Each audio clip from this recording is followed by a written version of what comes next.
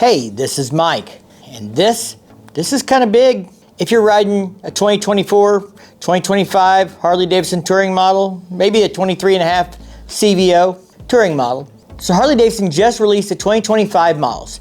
And with that, we got the new Street Glide Ultra, but we got something else for everybody that's bought one of these new generation touring bikes. And that is another big update to the Skyline OS.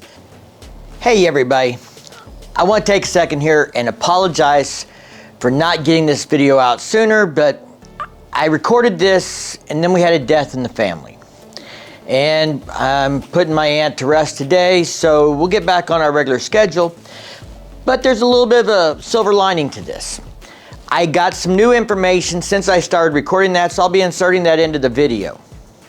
I have gotten the update performed on my bike. I did not do it myself, and I'll explain that in the video.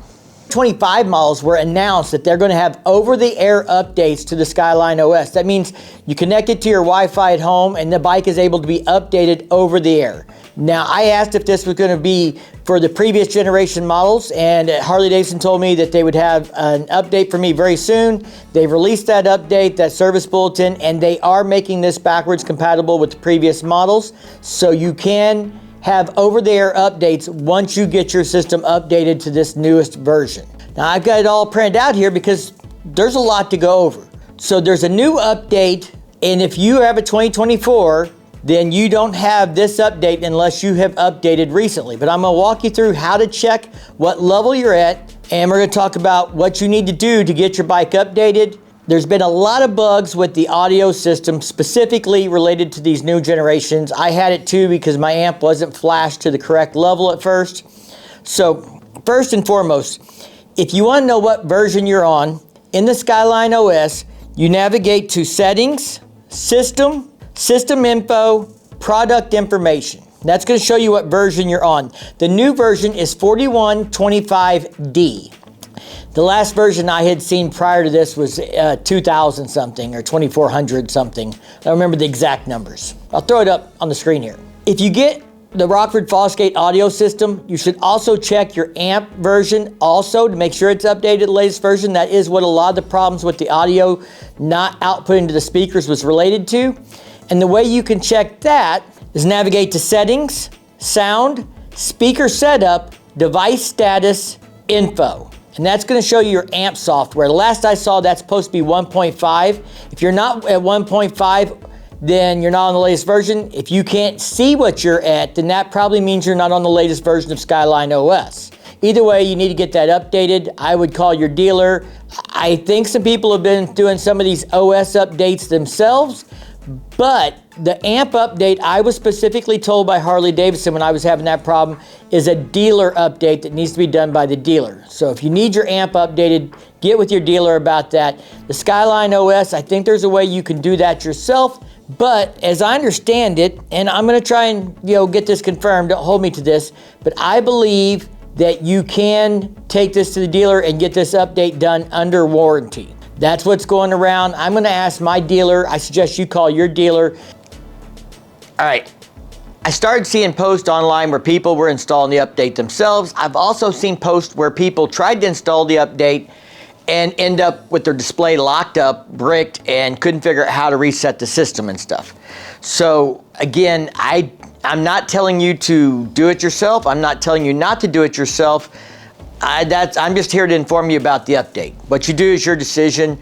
Talk to your dealer if you're not comfortable doing this update. See if they'll do it under warranty or if they're going to charge you for it and how much. If you're a really good customer, they might do this for free. I don't know. It depends on your dealership and how your relationship is with them. I was having some issues with my audio and stuff because I was not on the latest update for the amp, so they had to flash mine anyway, so they did the whole thing on mine because I had audio problems. I was told by the service manager that this is supposed to be an update that customers can do themselves and that Harley is not going to reimburse dealerships under warranty work for doing this update. Now, if you're having a problem, maybe they can get that approved.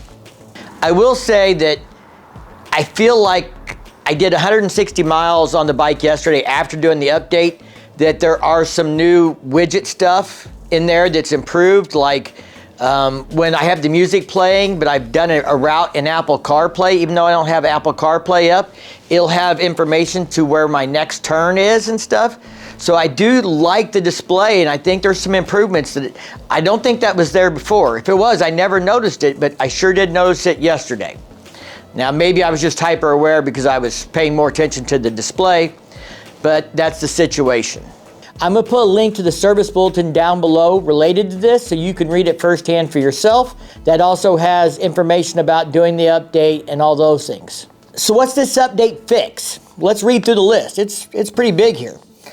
The fixes include the software update process operation, battery drain potential caused by the IFCU response to customer interaction with the motorcycle when it should be in an off power state. And I've seen people saying that they're having to put on a battery tender all the time or the battery goes dead. So that could be this battery drain issue they're talking about. Subwoofer gain adjustment functionality, intermittent CarPlay connection and interaction. We don't want intermittent. If we want it, we want it all the time. Intermittent mixed display, high contrast dark mode. Intermittent access and display of main menu and widgets. Intermittent audio playback interruption after an announcement or prompt. Intermittent loss of audio due to low battery voltage engine start. Navigation not enabling correctly after purchase of embedded navigation. That would really suck. Spend the money on it and then you can't get it to work. Loss of audio or menu not loading after ignition cycle. Global positioning system, it's called GPS. Location not updating after quick ignition cycle. All right, that's a lot of fixes. And, you know, I know a lot of people have been worried about the technology in these bikes and what if it doesn't work and the bugs and the problems. And there's obviously been some or we wouldn't have this many fixes. But this technology is also going to allow them to push updates over the air to fix these things more rapidly now that we have over the air updates. Oh, we got some enhancements too, don't worry. Enhancements are Trip AB widget accuracy, intermittent incorrect display of diagnostic trouble code, DTC U148983. Original equipment audio configuration sound. Added features. Something new. We're getting something new here, fellas. Map zoom and out with left hand control module, up and down buttons on directional pad. So we can now zoom in and out of the map with the hand controls. That's a feature that probably should have been there to begin with. Parts and accessories audio content, adding speaker stage levels and subwoofer auto detect. So for those guys who are doing their own audio installs and stuff, that's going to make that easier. It's going to auto detect that stuff. That's cool. And of course, as I already mentioned, it's going to enable over-the-air updates. So older generations will be able to do over-the-air updates once they get this newest version installed.